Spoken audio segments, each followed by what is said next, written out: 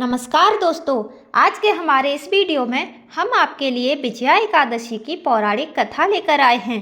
एक समय धर्मराज युधिष्ठिर भगवान श्री कृष्ण से बोले, हे जनार्दन, फाल्गुन मास के कृष्ण पक्ष की एकादशी का क्या नाम है तथा इसकी क्या विधि है?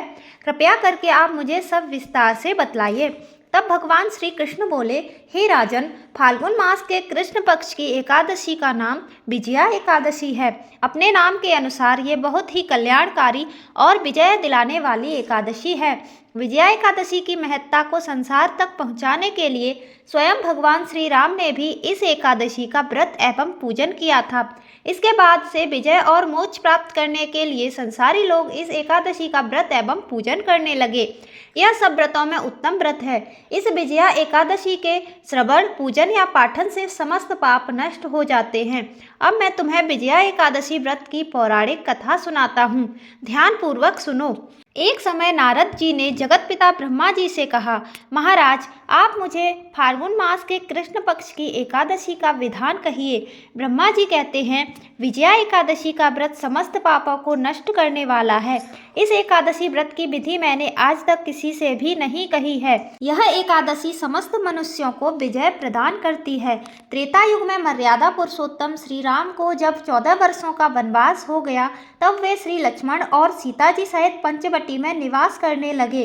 वहां पर दुष्ट रावण ने जब सीता जी का हरण किया, तब इस समाचार से भगवान श्री राम और लक्ष्मण जी अत्यंत व्याकुल हुए और सीता जी की खोज में चल दिए। चलते चलते जब वे जटायु के पास पहुँचे, तो जटायु उन्हें सीता जी का सारा वृत्तांत सुनाकर स्वर्गलोक चले गए। आगे चलकर उनकी सुग्रीव से मित्रता हुई और बाली का वध किया। हनुमान जी ने लंका में जाकर सीता जी का पता लगाया और उनसे श्री रामचंद्र जी और सुग्रीव की मित्रता का वर्णन किया। वहां से लौटकर हनुमान जी ने भगवान श्री राम के पास आकर माता सीता का सब समाचार सुनाया। तब श्री रामचंद्र जी ने वानर सेना सहित लंका की ओर प्रस्थान किया। जब वह समुद्र के किनारे पहुंचे, तब उस अगाध समुद्र को देखकर श्री राम ने लक्ष्मण जी से कहा, इस समुद्र को हम किस तरह से पार करेंगे? ये सुनकर लक्ष्मण जी ने कहा, हे पुरुषोत्तम, आप आदि पुरुष हैं, सब कुछ जानते हैं। यहाँ से आधा योजन दूरी पर कुमारी द्वीप में बकलाय भय नाम के मुनि रहते हैं। उन्होंने अनेक ब्रह्मा देखे हैं। आप उनके पास जाकर इसका उपाय पूछिए। लक्ष्मण जी के इस प्रकार के वचन सुनकर श्री रामचंद्र जी बकलाभय ऋषि के पास गए और उनको प्रणाम करके बैठ गए। मुनि ने भी उनको मनुष्य रूप धारण किए हुए पूर्ण पुरुषोत्तम समझकर उनसे पूछा, हे राम, आपका आना कैसे हुआ? रामचंद्र जी कहने लगे, हे ऋषिवर, मैं अपनी सेना सहित यहाँ आया हूँ और राक्षसों को जीतने के लिए लंका जा रहा हूँ। आप कृपा करके समुद्र पार करने का कोई उपाय बतलाइए। मैं इसी कारण आपके पास आया हूँ।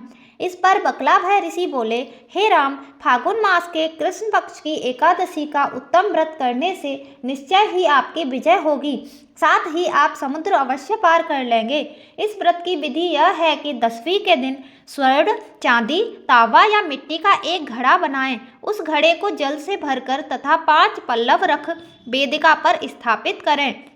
उस घड़े के नीचे सतनजा और ऊपर जौ रखें। इस पर श्री नारायण भगवान की स्वर्ण या मिट्टी की मूर्ति स्थापित करें।